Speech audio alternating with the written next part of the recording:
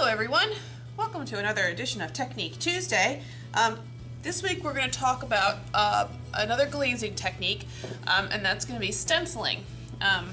You probably have done some kind of stenciling before in your life, used a stencil for something, and with ceramics it's really not a whole lot different, but I want to show you what is available to you for making your own stencils and using stencils on your project. So supplies, you're gonna need this is just a plate.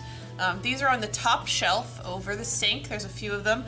They're just little white plates, and this is gonna be where I put my glaze. You're gonna need a sponge or some sponges. Okay, these are some of the little sponges. You could use one of the big sponges depending on how big your stencil is. The little ones are going to give you more control. The key with all of the sponges is make sure the sponge is clean. You probably can figure out what would happen if you were to glaze with a dirty sponge. It's going to make your project look a mess. And people are not always great about cleaning out the sponges. So first of all, you should clean out your sponge. And second of all, make sure you clean a sponge before you use it in case the last person didn't clean theirs out. You're going to need glaze. I like underglaze best for this. I think it gives you the sharpest results. But any kind of glaze will work. I wouldn't recommend the spotty glazes, the ones with the little pebbles. Those probably aren't going to come out as nice. But any of the flat color glazes will work. And you're going to need a stencil. We have a few different kinds of stencils around here. We've got some larger ones, geometric shapes. Okay, now these are going to work best on flat surfaces. So if you have something like a plate or a lid that's flat, they work best on flat surfaces. Some lines of things, or I could maybe just use one of these stars if I wanted to. Okay, different star shapes. And don't feel like you have to use the whole pattern. If I were going to use, for instance, this one here, maybe I only want one of these stars. I don't want all of them, so don't feel like you have to use the whole thing. Some sort of chevron patterns and cross patterns. Some floral designs, and then we also have, I hope this shows up on camera, we have letters. Okay, so those are the pre-made stencils, and of course if you have some stencils at home, maybe you did a craft project, or your mom did a craft, or maybe your dad did a craft project and you've got some stencils at home, you can use those too. And I'll also show you how to make your own stencils. So let's just get started with one. I think I'm gonna use this one. I'm going to use this star pattern up here. So when you're stenciling, you want to make sure that your piece is clean. Oh, and you might need some tape. Tape will be super helpful. And I'm just going to wrap my stencil on here and get it where I want it, and then I'm going to tape it in place so that it won't move.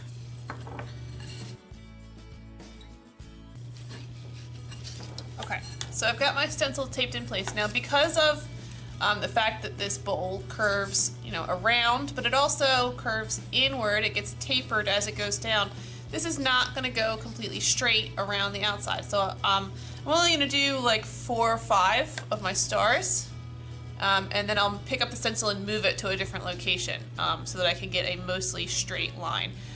So if you're doing this on a bowl or something that's tapered at the bottom, you have to do it in sort of more sections to make it all line up right. If the object is flat, if it was perhaps slab construction, then it is a little easier. So once I've got my stencil in place, what I'm going to do is put a little bit of glaze. The biggest key with stenciling is to not use a ton of glaze. In fact, I think I'm just going to use the lid here. But I'm going to also use my plate. I'll show you how.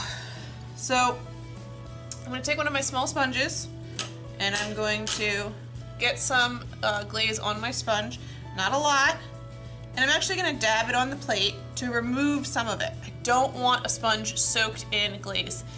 you're going to end up with a messy print otherwise. And then I'm just going to sponge lightly on my stencil. Okay, don't sponge too hard, and be realistic about the look of a stenciled piece. It is not going to look like it was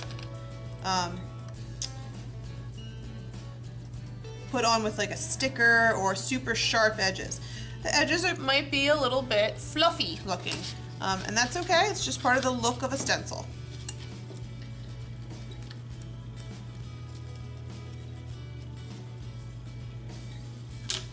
If I go back for more, I have to make sure I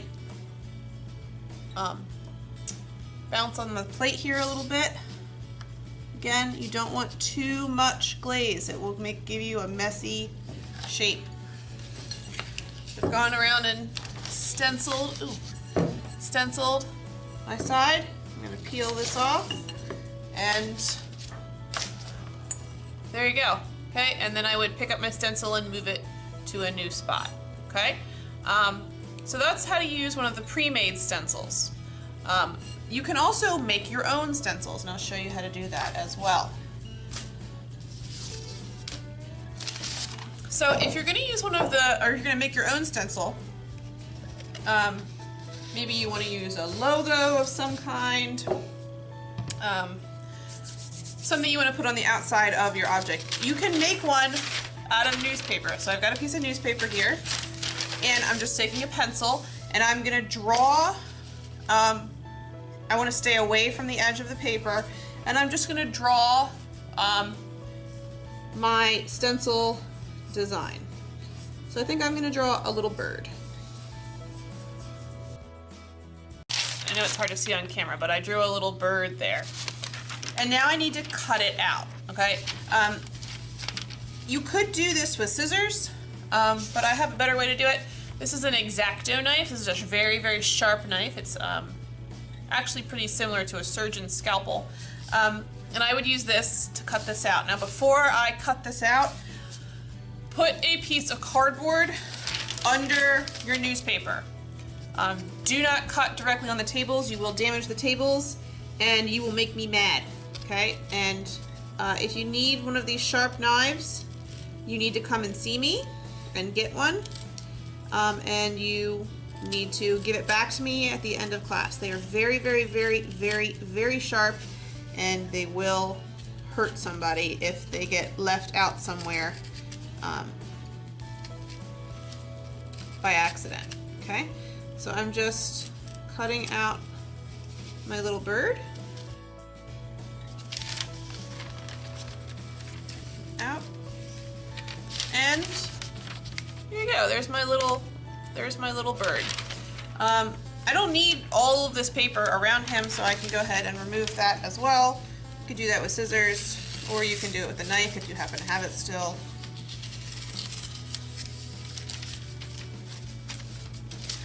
You could also, of course, just print out a design that you want to cut out and create a stencil out of. So that would work as well. One thing you have to keep in mind, though, is this is a paper stencil. It's not going to survive being very wet. So you may have to, if you're going to use it many, many times, you may have to make more than one, okay? All right, so I'm laying my little bird on my bowl. Same procedure as before. I could tape that in place if I wanted to, but I think I can just hold it with my hand.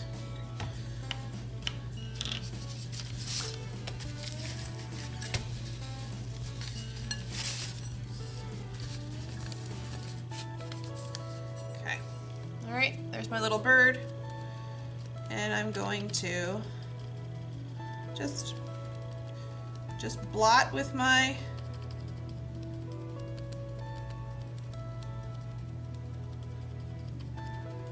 sponge,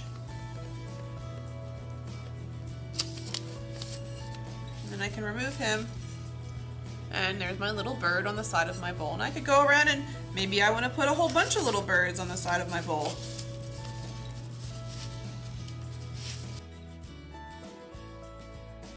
There you go. Just smeared.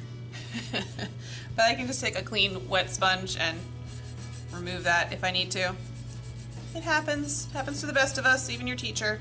But anyway, there you go. Adding little birds going around my bowl. And then of course I could add more detail on top of this. I could paint more with it. I could create maybe another stencil of clouds or something. So you can do a lot with stencils.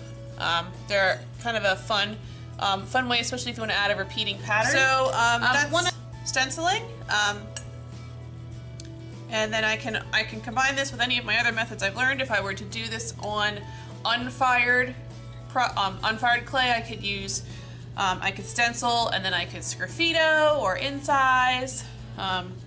So don't be afraid to combine techniques, and I hope that that's helpful. And we'll see you next time on Technique Tuesday. One more thing. See this stencil that I used and all this blue glaze on it? I'm gonna go take it to the sink and wash it off. And then I'm gonna dry it with a paper towel before I put it away. So clean your stuff up, please. You can create simple stencils or more complex stencils. You can lay a shape down and paint around it and then peel the shape away. These plates were made using paper snowflakes to create an intricate radial design. You can also use natural objects like leaves or feathers as a stencil.